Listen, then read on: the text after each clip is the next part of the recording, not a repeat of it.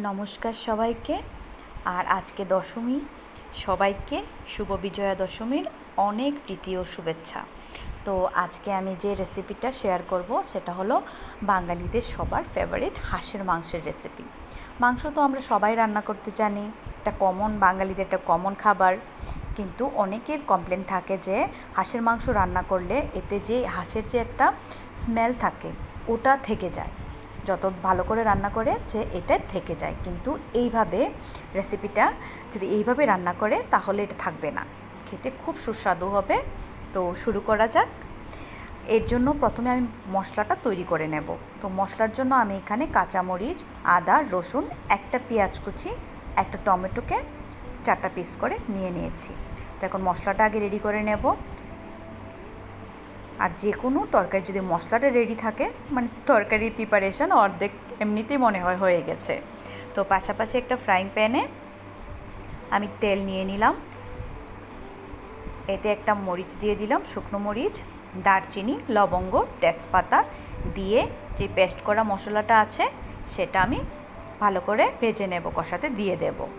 মশলাটার জল যখন শুকিয়ে যাবে তখন আমি এতে গুঁড়ো মশলাগুলি অ্যাড করে দেব।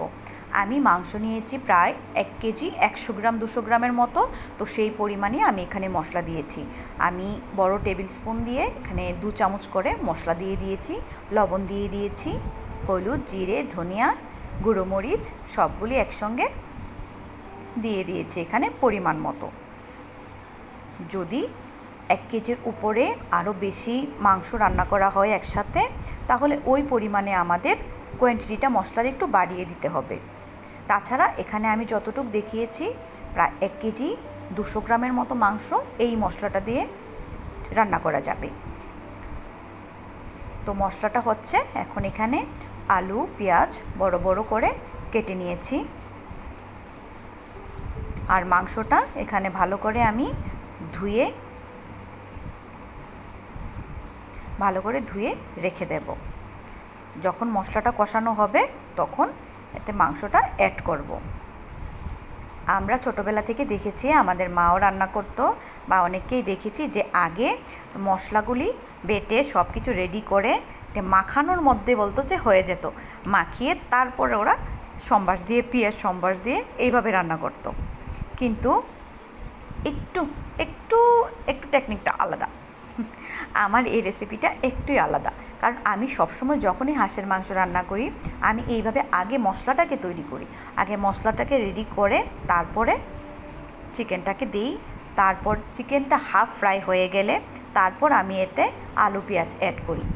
না হলে দেখা যায় কিছু মাংস আছে যেগুলি একটু বেশি বয়েল করতে হয়, বেশি একটু সেদ্ধ করতে হয়, তো সেক্ষেত্রে দেখা যায় যে আলু পেঁয়াজগুলি গলে যায়, গ্রেভিটা একটু অন্যরকম হয়ে যায়, তখন আর ভালো লাগে না। কিন্তু যখন কষানোর মধ্যেই মাংসটা হাফ হয়ে যাবে তখন আলু পেঁয়াজটা আমরা দেব, তখন আর এমন হবে না, আলু পেঁয়াজগুলি একদম সুন্দর থাকবে। তো বেশ খানিকটা সময় লাগবে এখানে মাংসটাকে আমাদের কষাতে, কারণ যে রেসিপি হোক, যাই হোক, সে মাছ হোক আর মাংস হোক, কষানোর মধ্যেই কিন্তু তার পারফেকশন লুকিয়ে থাকে। হাফ কষানো হয়ে গেছে, এই জন্য তেলটা ছেড়ে দিয়েছে তরকারির। তো আমি এতে পেঁয়াজ আলুগুলি এখন অ্যাড করে দিয়েছি। পেঁয়াজ আলুটা অ্যাড করে আবার সেই একইভাবে কিছুটা সময় কষাতে হবে। এইভাবে তরকারি থেকে তেল ছাড়া যখন শুরু হয়ে যাবে তখন বুঝতে হবে যে মশলাটা একদম পারফেক্ট ফ্রাই হয়ে গেছে। আর বেশিক্ষণ সময় লাগবে না, একটু নেড়ে চেড়ে ঢেকে দিয়ে এতে আমরা জল অ্যাড করে দেব। যখন আমরা কষানোর মধ্যে মাংসটাকে 90% করে নেব তাহলে তখন আর এতটা জল অ্যাড করার প্রয়োজন হয় না। তো আমি প্রায় এখানে 2 কাপের মতো জল অ্যাড করে দিয়েছি। একটু নেড়ে চেড়ে ঢেকে দেব, একটু বয়েল হতে দেব।